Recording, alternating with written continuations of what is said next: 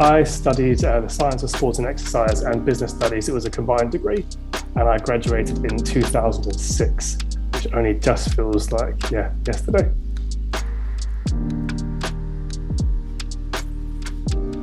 Since leaving Roehampton, I left Roehampton and got a job in marketing, and I've been in marketing since for the last 15 years, starting as an assistant, as most people do, through to head of marketing, which is what I do now. In between that time, I've taken a couple of career breaks. Most recently, actually last year, my wife and I went to Mexico for several months, just as you can imagine, it was a bit crazy with the pandemic, so we just wanted to get away for a bit. But then 6 years before that, I went backpacking around the world for about 7 months. And during all that time, I actually had to write as a hobby on the side. So in lockdown last year, I ended up writing a children's book about my travels from 6 years ago. And it's all based around a small little teddy bear this big that my nephew gave to me. And the book just got published last week. So that's hopefully going to be my little side project going forward.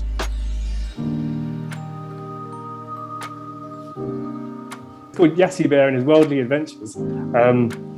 It's published by a publisher called Austin Macaulay. You can get it from their website. It's also available on Amazon, W.H. Smith's, Waterstones, Foyles, Barnes & Noble if you're in New York. It's pretty cool. It's pretty exciting for a first book to have such a wide reach.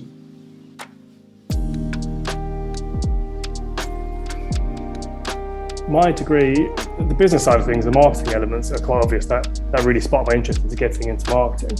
I actually learned some stuff from sports science, which I use today, more particularly the sports psychology elements. They taught us a lot to understand how you deal with situations. So things like that I kind of use today, to be fair. How to interact with people. We learned about neuro-linguistics programming, NLP, and that's just something that's really helped me in an office environment. I've been talking to people from all different walks of life. So I've taken bits from both the sports side and the business side.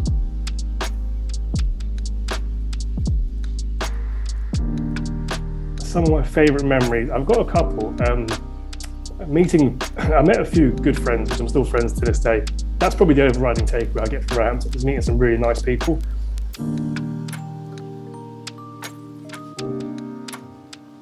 I actually miss the free time. So when you start working full time, you can't just lounge around on 2 o'clock on a Wednesday.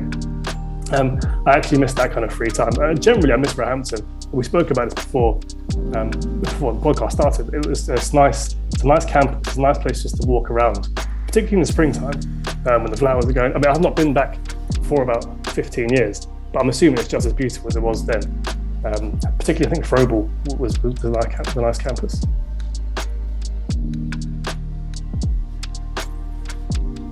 I really enjoyed Whitelands when it was in Putney. So we spoke about this just before. Whitelands used to be in Putney before it moved to where it is now in Richmond Park. And the Whiteland campus just had a nice old feel to it. It was nice, to be fair. That was just a nice place to chill.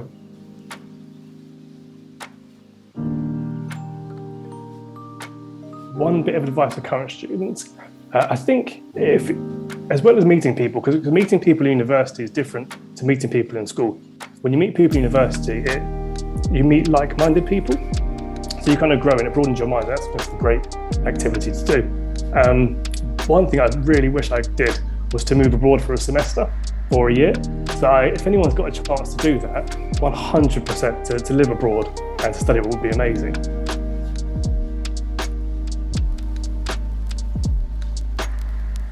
In 10 years' time, unless I hit the jackpot on the Euro Millions, I would still like to be in marketing. In terms of a career trajectory, probably a marketing director, that level. So the Chartered Institute of Marketing, which is the governing body of marketing, they've got different memberships. So to be a fellow is like the highest level. So I'd like to get that. Hopefully it doesn't take another 10 years. That's from the career side. On the book side, I'd actually like to write a series, more books in the series. So obviously the book is about a little bear that goes traveling, and it'd be nice just to incorporate all the different areas I've been to, all the different countries I've been to, into the different books and have like a series of 10 books or so, one a year, to give that as a target.